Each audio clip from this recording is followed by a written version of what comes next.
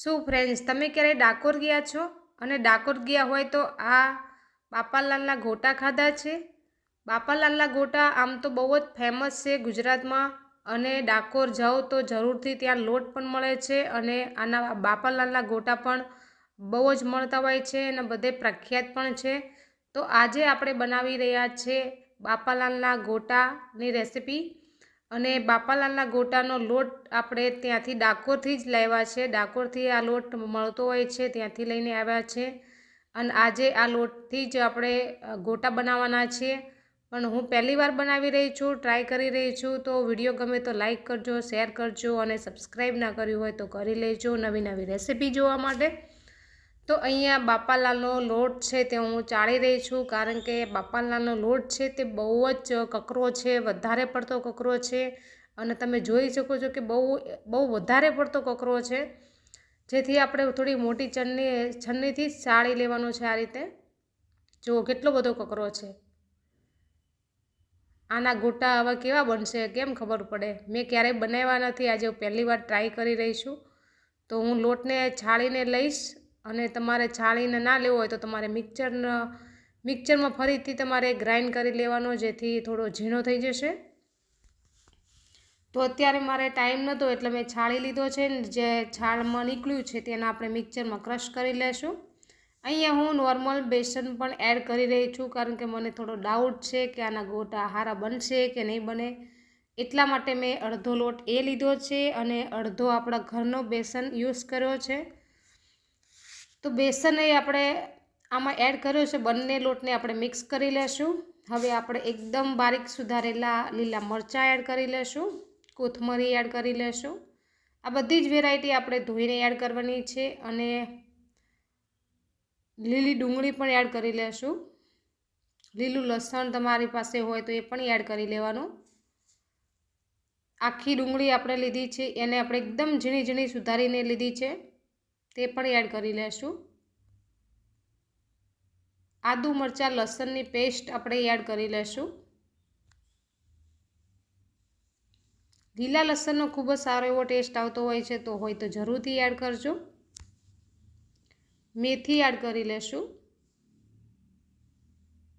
બાકીના મસાલા અંદર નાખેલા જ આવે છે, એટલે બીજા મસાલા નાખવાની કંઈ જરૂર નથી પડતી. પણ હું થોડા મારી સ્ટાઇલમાં પણ બનાવી રહી છું, કારણ કે અમે આટલી વસ્તુ ના નાખીએ ને તો અમને ભજીયા ભાવતા જ નથી.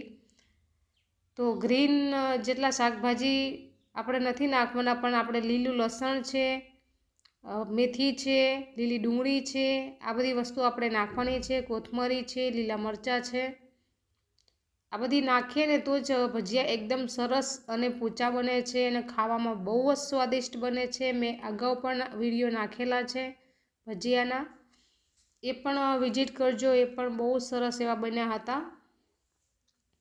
અને આજે હું બાપાલાલના જે લોટ આવતો હોય છે તેના બનાવી રહી છું. પણ લોટ બહુ જ કકરો લાગ્યો, એટલા માટે મેં થોડો લોટ ઘરનો પણ એડ કરી લીધો છે. સ્વાદ અનુસાર નમક એડ કરી લેશું. આપણે થોડું થોડું પાણી નાખીને આપણે લોટને તૈયાર કરી લીધો છે. સ્વાદ અનુસાર નમક એડ કરીને આપણે આને મિક્સ કરશું. થોડા સોડા પણ એડ કરી લેશું. અંદર કેટલા નાખેલા હશે કેટલા નહીં એ મને કાંઈ આઈડિયા નથી, એટલા માટે મેં એકદમ ઓછા ખાવાના સોડા એડ કર્યા છે. અને મારી સ્ટાઇલમાં સોડાની ઉપર લીંબુ એડ કરીને સોડાને એક્ટિવ કરી લીધા છે, જેથી ભજીયા છે એકદમ જાળીદાર અને પોચા બનીને તૈયાર થશે. હવે આપણે બરાબર મિક્સ કરી લેશું. આની અંદર નમક પણ મેં ઓછું નાખ્યું છે, કારણ કે ઓલામાં તો નાખેલું હશે જ તે તૈયાર લોટમાં, પણ આપણે ઘરે પણ થોડો એડ કર્યો છે, એટલા માટે નમક મેં બિલકુલ ઓછું નાખ્યું છે. તો એવું લાગે તો તમારે ચેક કરી લેવાનું. થોડું પાણી એડ કરીને આ મિશ્રણને થોડું ઢીલું કરી લેશું.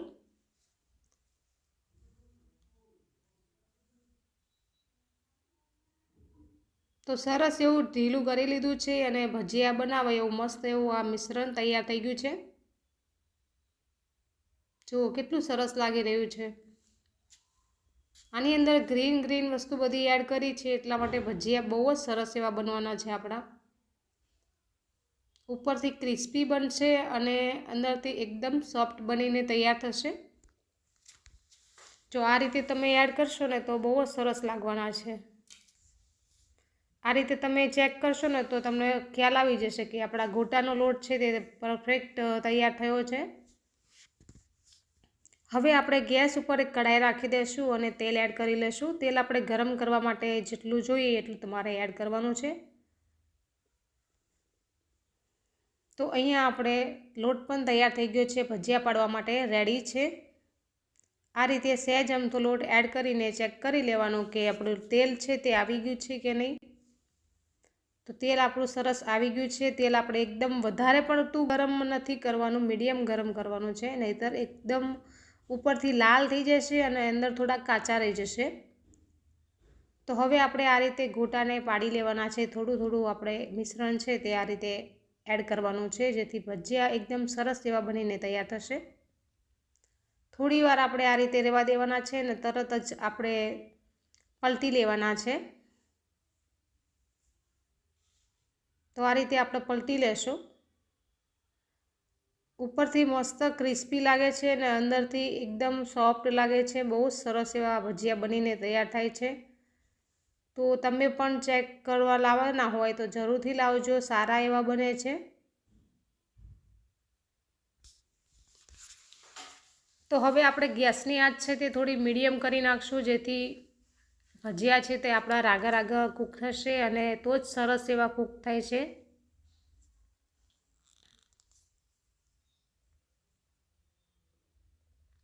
હજી સુધી મારી ચેનલને સબસ્ક્રાઈબ ના કરી હોય તો કરી લેજો નવી નવી રેસીપી જોવા માટે। અને વિડીયો ગમે તો લાઈક કરવાનું ભૂલતા નહીં, વિડીયોને શેર કરજો। તો આ રીતે આપણે ભજીયાને બનાવવાના છે। આમ તો બાપાલાલના ભજીયા તો દૂધમાં જ બને છે, પણ મેં દૂધ બિલકુલ એડ નથી કર્યું, કારણ કે થોડીક મેં મારી ટ્રીક પણ અપનાવી છે।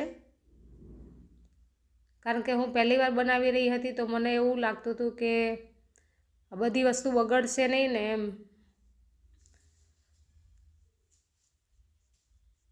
તો આપણા ભજીયા બનીને તૈયાર થઈ ગયા છે, તો આપણે કાઢી લેશું। બહુ સરસ એવા ક્રિસ્પી બન્યા છે ઉપરથી।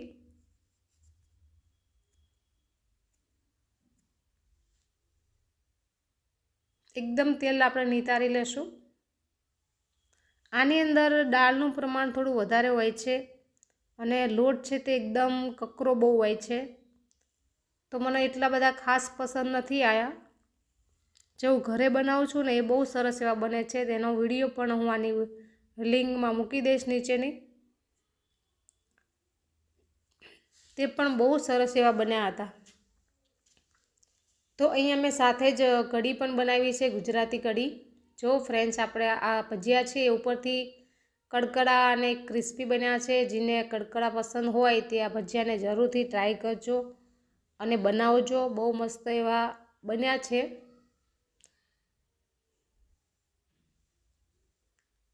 ચલો ટેસ્ટ કરીએ। સારા બન્યા છે, જરૂરથી બનાવજો। આવજો બધાએ, જય માતાજી।